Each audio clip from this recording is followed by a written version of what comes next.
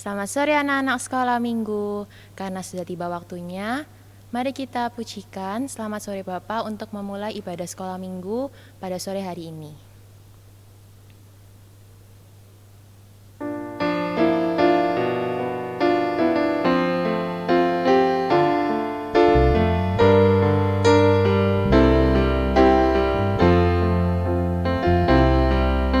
Selamat sore Bapa, selamat sore Yesus, selamat sore Roh Kudus. Terima kasih atas anugerah-Mu, semalam telah berlalu. Ku memuji, ku bersyukur, memuliakan nama-Mu. Allah Bapa, Putra Roh Kudus, terima kasih. Adik-adik, mari kita bangkit berdiri, kita pujikan Selamat Sore Bapa satu kali lagi dengan sikap doa.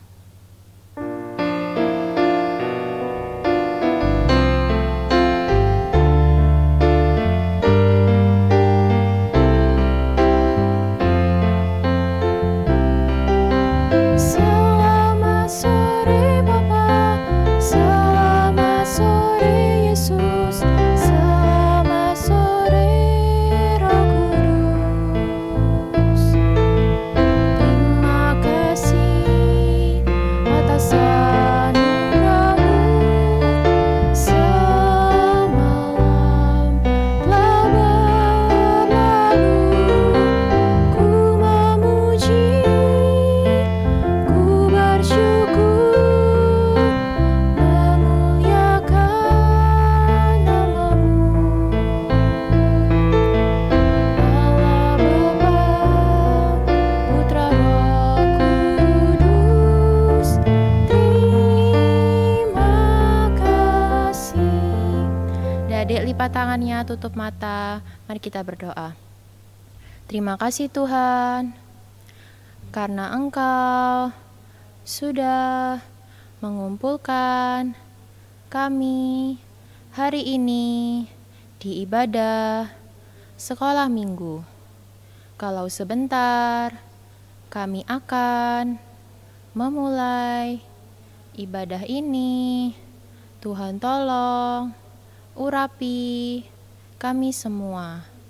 Kiranya puji-pujian yang kami naikkan bisa memuliakan nama-Mu. Tuhan urapi peralatan yang kami gunakan untuk beribadah dan juga jaringan internet. Kiranya bisa hanya untuk memuliakan nama-Mu. Terima kasih Tuhan. Kami serahkan doa ini di dalam nama Tuhan Yesus Kristus. Haleluya. Amin. Tetap panggil berdiri ya adik-adik. Mari kita pujikan Yesus kekasih jiwaku.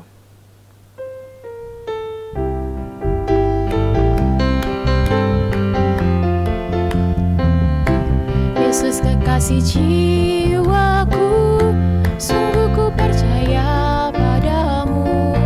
Karena kasih-Mu padaku, Kau tebus dosaku. Dari terbitnya matahari dan sampai tenggelamnya, ku angkat lagu pujian, tinggikan nama-Mu. Dengan gendang ku puji dengan kecapi. Oh, ku bernyanyi haleluya, Yesus kekasihku. Yesus kekasih jiwaku, sungguh ku percaya padamu. Karena kasih-Mu padaku,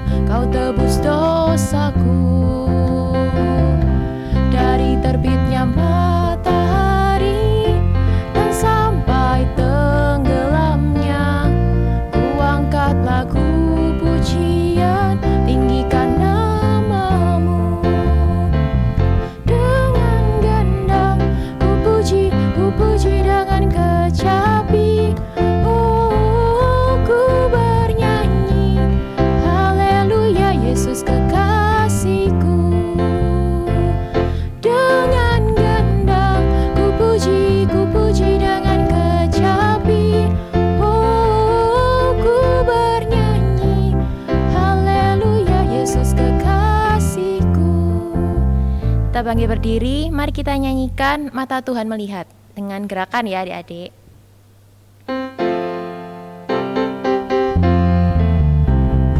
Mata Tuhan melihat apa yang kita perbuat, buat yang baik, buat yang jahat. Oleh sebab itulah jangan berbuat jahat. Ingat, Tuhan melihat. Mata Tuhan melihat apa yang kita perbuat, buat yang baik, buat yang jahat. Oleh sebab itulah jangan berbuat jahat. Ingat, Tuhan melihat. Mata Tuhan melihat apa yang kita perbuat, buat yang baik, buat yang jahat. Oleh sebab itulah jangan berbuat jahat. Ingat, Tuhan melihat. Adik-adik boleh duduk kembali. Nah, kita mendengarkan pengumuman ya. Untuk minggu ini pengumumannya yang pertama, ibadah sekolah minggu offline. Sekarang sudah ada ibadah sekolah minggu offline di gereja.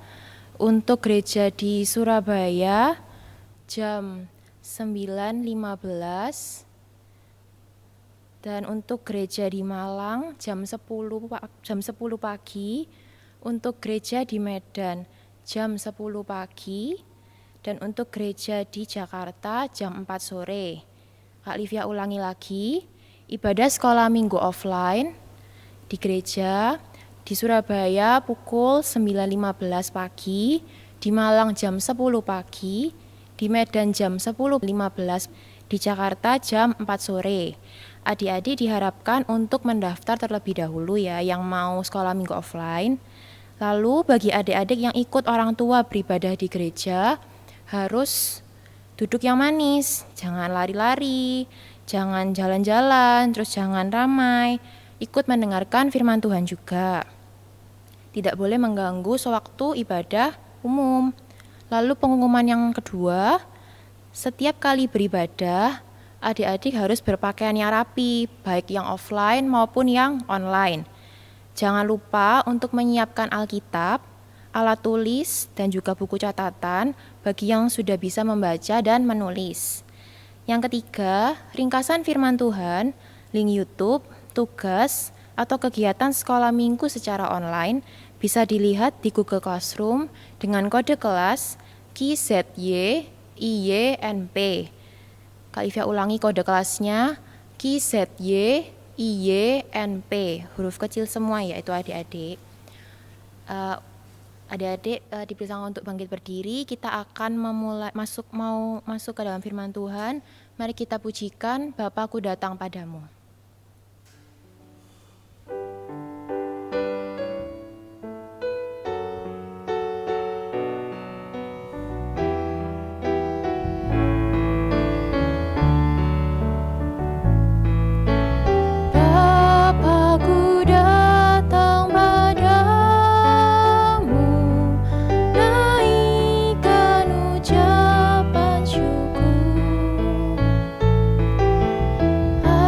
Ada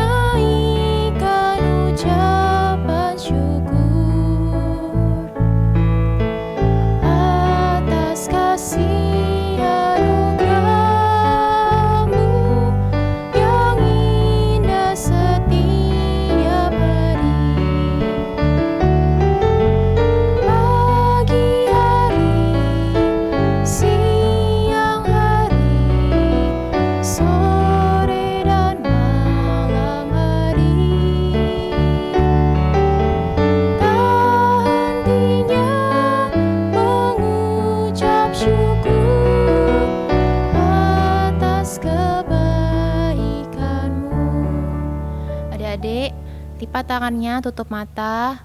Mari kita berdoa. Terima kasih Tuhan, kami sudah memuji dan memuliakan nama-Mu. Kalau sebentar kami akan mendengarkan firman-Mu, kiranya urapi kami semua. Urapi juga guru kami yang akan menyampaikan firman-Mu.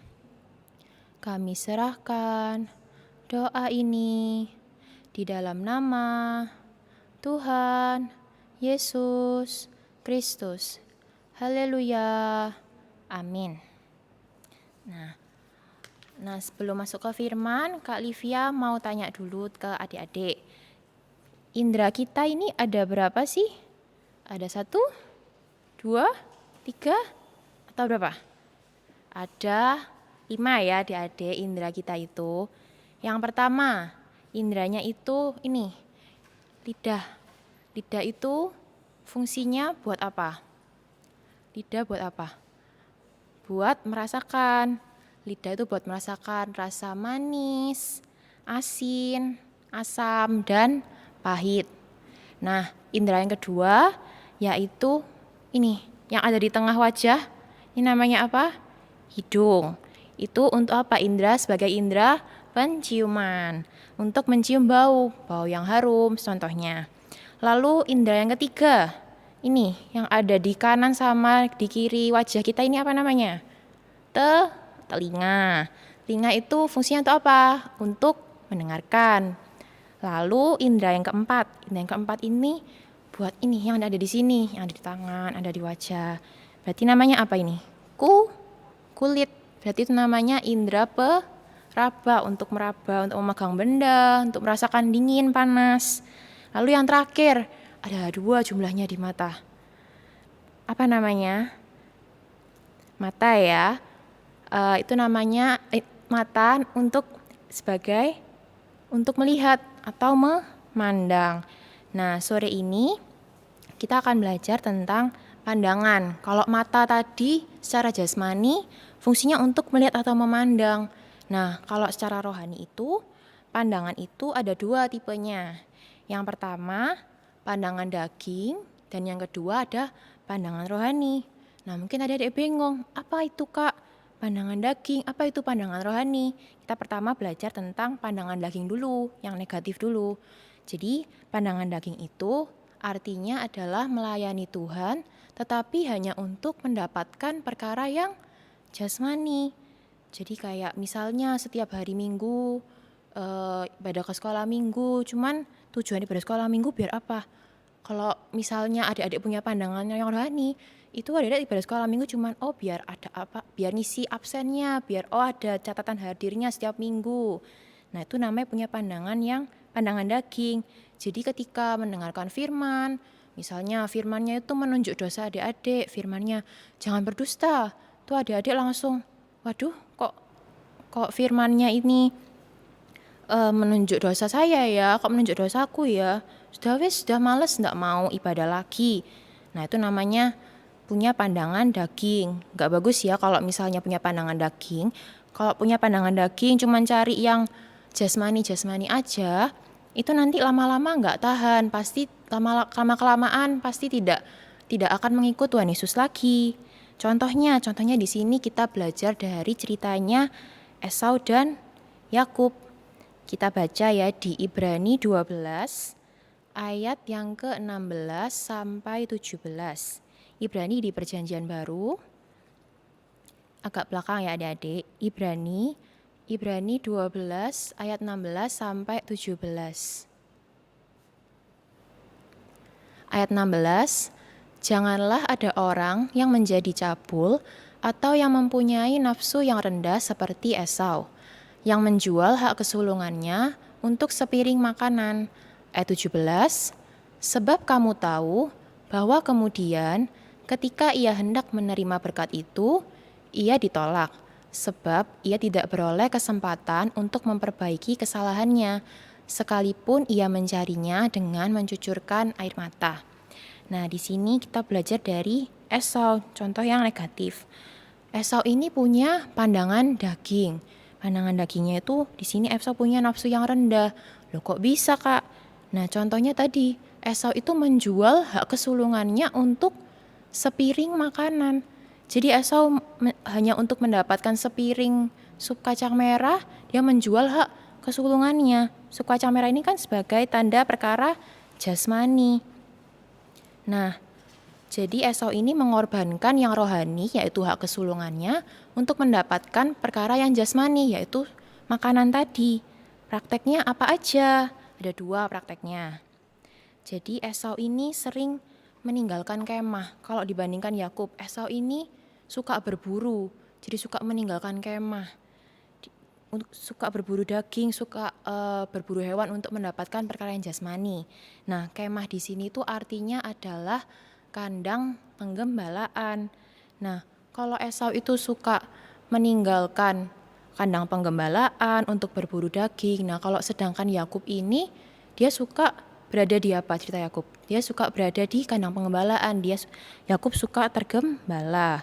Nah, praktek yang kedua itu Esau sering meninggalkan jubah indah atau jabatan pelayanan. Di sini jubah indah itu artinya adalah jabatan pelayanan. Nah, kalau Esau sering meninggalkan jubah indah karena Esau suka berkeliaran, suka berburu perkara jasmani, jubah indahnya ditinggal. Jadi kalau misalnya jubah indahnya ditinggal, itu berarti Esau punya jabatan enggak? Enggak punya ya. Enggak punya jabatan pelayanan. Jadi kalau Esau suka meninggal jubah indah, suka meninggalkan jabatan pelayanan, itu lama-kelamaan di suatu waktu Esau tidak bisa melayani lagi. Akhirnya jubah indahnya diambil oleh Yakub. Nah, ini contohnya. Kita kan habis gini ada KKR tanggal 8 sampai 9. Nah, ini kan pertama kali lagi nih anak-anak sekolah minggu bisa melayani Tuhan, bisa nyanyi sangkur sekolah minggu. Yang bisa datang ya diusahakan datang. Kan kesempatan untuk melayani Tuhan lagi lewat suaranya adik-adik. Lalu kalau misalnya tadi Esau sering meninggalkan jubah indah, sering meninggalkan jubah pelayanan, lalu suka meninggalkan kemah, artinya tidak tergembala di kandang penggembalaan, akibatnya tadi apa? Seperti di ayat 16 tadi, di ayat 17, akhirnya Esau ini kehilangan hak kesulungan. Itu ketika ia hendak menerima berkat itu, ia ditolak. Nah, kalau kehilangan hak kesulungan itu artinya adalah hak untuk menikah, hak untuk menjadi waris tahta kerajaan surga. Lalu kalau misalnya jubah indahnya ditinggal terus, itu berarti artinya Esau sudah kehilangan masa depan yang indah. Kalau hak kesulungannya sudah tidak ada, sudah kehilangan hak kesulungan, kehilangan jubah indah, kehilangan masa depan indah, artinya sudah kehilangan segalanya. Akhirnya Esau mencucurkan air mata sampai binasa selamanya. Nah, kalau misalnya kayak gitu ya adik-adik ya, punya pandangan daging sampai kehilangan segalanya, kan nggak mau ya adik-adik. Jadi kita harus punya pandangan yang rohani. Nah, adik bingung mungkin, Kak, apa itu pandangan yang rohani? Pandangan rohani itu artinya adalah pandangan kita itu memperhatikan dan menekuni makanan atau firman pengajaran yang benar sesuai dengan yang tertulis di Alkitab. Firman pengajaran yang benar itu apa, Kak? Firman pengajaran yang benar itu adalah ayat yang satu menerangkan ayat yang lain dalam Alkitab, tertulis di Alkitab. Contohnya, kita belajar dari ceritanya Raja Daud. Kita belajar dari ceritanya Raja Daud. Kita baca di Matius 22 ayat 43 sampai 44. Matius 22 ayat 43 sampai 44. Ayat 43 katanya kepada mereka, "Jika demikian, bagaimanakah Daud oleh pimpinan roh dapat menyebut dia tuannya ketika ia berkata, Tuhan telah berfirman kepada tuanku, duduklah di sebelah kananku sampai musuh-musuhmu kutaruh di bawah kakimu." Nah, jadi Raja Daud ini, kalau adik-adik sudah mendengar kata-kata Raja Daud, raja itu berarti kedudukannya segini apa segini? tinggi ya kedudukannya. Jadi Raja Daud pasti punya jabatan yang hebat, punya kedudukan yang tinggi, dia punya kekuasaan.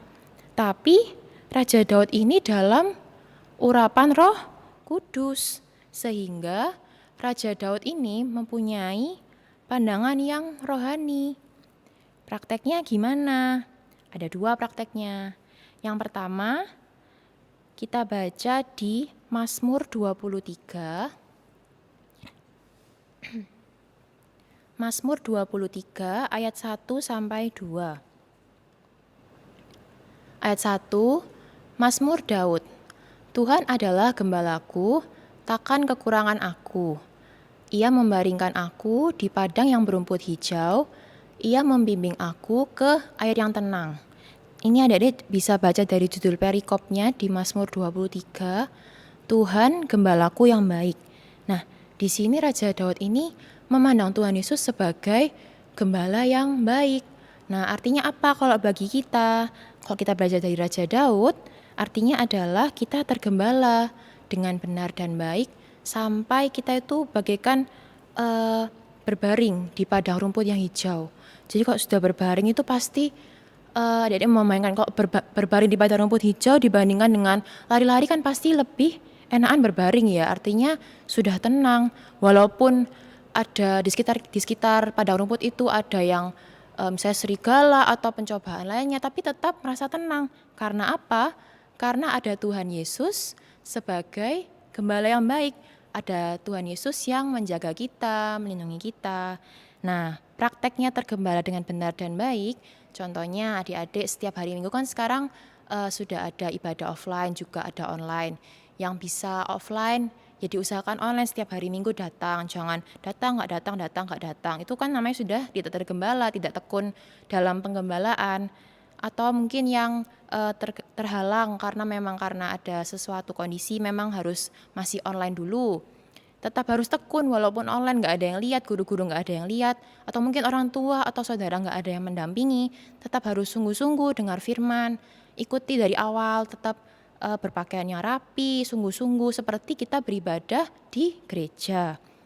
Waktu dengar firman juga yang sudah kelas besar, belajar mencatat, menulis, mendengarkan dengan sungguh-sungguh. Lalu praktek yang kedua, kita baca di Ibrani 4 ayat 14 sampai 16. Ibrani 4 ayat 14 sampai 16. Kita baca dari judul perikopnya Ibrani 4:14, Yesus sebagai imam besar. Ayat 14, karena kita sekarang mempunyai imam besar agung yang telah melintasi semua langit, yaitu Yesus, anak Allah, baiklah kita teguh berpegang pada pengakuan iman kita. Ayat 15, sebab imam besar yang kita punya bukanlah imam besar yang tidak dapat turut merasakan kelemahan-kelemahan kita. Sebaliknya, sama dengan kita, ia telah dicobai, hanya tidak berbuat dosa. Sebab itu, marilah kita dengan penuh keberanian menghampiri tahta kasih karunia, supaya kita menerima rahmat dan menemukan kasih karunia untuk mendapat pertolongan kita pada waktunya. Nah, yang praktek yang kedua ini, Raja Daud memandang Tuhan Yesus sebagai imam besar. Kita baca lagi ya di di Mazmur 123 ayat 1 sampai 2. Mazmur 123 ayat 1 sampai 2. Ayat 1, nyanyian ziarah. Kepadamu aku melayangkan mataku, ya Engkau yang bersemayam di surga. Lihat, seperti mata para hamba laki-laki memandang kepada tangan tuannya, seperti mata hamba perempuan memandang kepada tangan nyonyanya, demikianlah mata kita memandang kepada Tuhan Allah kita sampai Ia mengasihani kita. Nah, di sini Raja Daud, walaupun Raja Daud ini jabatannya, kedudukannya ini raja, tapi dia tetap memandang Tuhan Yesus sebagai imam besar. Artinya Raja Daud ini memposisikan diri sebagai hamba, bukan memposisikan diri sebagai raja. Nah, kalau kita baca dari Raja Daud, kita juga memposisikan diri sebagai hamba Tuhan yang tekun sungguh-sungguh, memperhatikan firman Tuhan, sampai nanti kita merasakan belas kasih Tuhan. Jadi ada dua prakteknya tadi. Yang pertama, Raja Daud memandang Tuhan Yesus sebagai gembala yang baik. Artinya kita tergembala dengan benar dan baik. Yang kedua, Raja Daud memandang Tuhan Yesus sebagai imam besar. Artinya kita memposisikan diri sebagai hamba yang tekun memperhatikan firman Tuhan dengan sungguh-sungguh sampai kita menerima belas kasih Tuhan. Hasilnya apa aja Kak kalau sudah tergembala dengan benar dan baik, terus sudah tekun memperhatikan firman Tuhan dengan sungguh-sungguh. Hasilnya itu ada kuasa kemenangan. Kuasa kemenangan atas setan Tritunggal. Setan Tritunggal ini adalah sumber masalah. Kalau misalnya kita sudah menang atas setan Tritunggal, itu segala masalah yang mustahil diselesaikan Tuhan.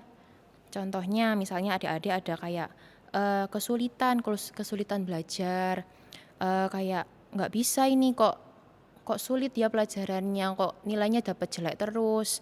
Nah itu nanti kalau adik-adik sungguh-sungguh mengutamakan yang rohani dulu, tetap sungguh-sungguh mengikuti ibadah, misalnya ibadah sekolah minggu, mengorbankan waktu, misalnya ini waktunya bisa buat belajar, tapi adik-adik lebih memilih untuk mengutamakan yang rohani dulu, mengikuti ibadah sekolah minggu dulu, lalu baru nanti belajarnya nanti. Nah jangan lupa juga kalau misalnya belajar itu juga harus berdoa dulu, minta hikmat dari Tuhan. Pasti nanti Tuhan tolong. Lalu yang kedua hasilnya adalah kuasa penciptaan dan pemeliharaan. Dari yang tidak ada menjadi ada, secara jasmani maupun yang rohani. Sampai hasil yang terakhir yaitu pintu Firdaus terbuka, kita disucikan sampai sempurna masuk kerajaan surga. Di sini adik-adik semua mau masuk kerajaan surga kan ya? Nggak mau kan kalau misalnya masuk neraka, semua pasti mau masuk kerajaan surga. Nah, Kak Livia ulang sedikit ya firmannya pada sore hari ini. Jadi ada dua pandangan, pandangan daging dan pandangan yang rohani. Kalau misalnya pandangan daging itu artinya melayani Tuhan tapi mengutamakan perkara yang jasmani, itu jangan dicontoh ya. Nah, tapi kita harus mempunyai pandangan rohani. Pandangan rohani itu artinya adalah tekun memperhatikan firman, tekun tergembala dalam penggembalaan yang benar. Kita belajar dari Raja Daud tadi, kita tergembala dengan sungguh-sungguh, mendengarkan firman Tuhan juga dengan sungguh-sungguh, sampai kita mendapatkan belas kasih Tuhan. Jadi adik-adik mulai dari kecil kita tekun, adik-adik belajar tekun beribadah sekolah minggu setiap hari minggu. Yang bisa datang beribadah offline harus tetap tekun beribadah sekolah minggu offline setiap hari minggu. Kalau misalnya nggak sakit diusahakan tetap datang ibadah offline. Yang belum bisa datang ibadah offline tetap tekun dan sungguh-sungguh beribadah sekolah minggu online dari rumah masing-masing. Kita juga harus mendengarkan firman dengan sungguh-sungguh sampai mempraktekkannya. Sekian firman Tuhan pada hari ini. Untuk menutup firman pada hari ini, mari kita pujikan Bapa terima kasih. Adik-adik, mari kita bangkit berdiri dengan sikap doa ya.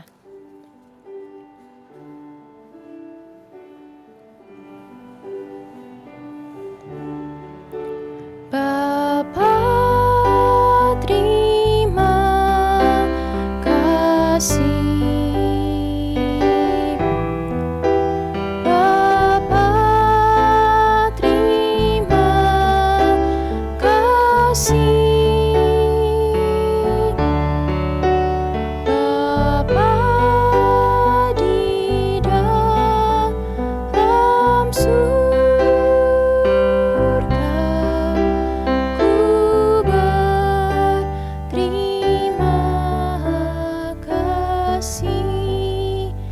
Tutup mata, lipat tangan, mari kita berdoa.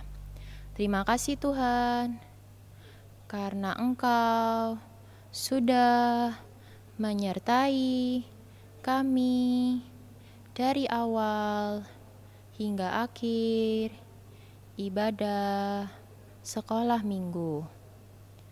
Tuhan tolong supaya kami bisa memiliki pandangan yang rohani. Tuhan urapi kami semua supaya kami dapat mempraktekkan firman-Mu. Kalau sebentar kami akan berpisah menyelesaikan ibadah ini, Tuhan tolong urapi kegiatan kami dalam seminggu ke depan. Teman-teman kami yang sakit, Tuhan tolong sembuhkan. Berkati juga orang tua dan guru-guru kami. Kami serahkan doa ini di dalam nama Tuhan Yesus. Kami sudah berdoa. Haleluya. Amin. Sampai jumpa di ibadah kami minggu depan. Tuhan Yesus memberkati.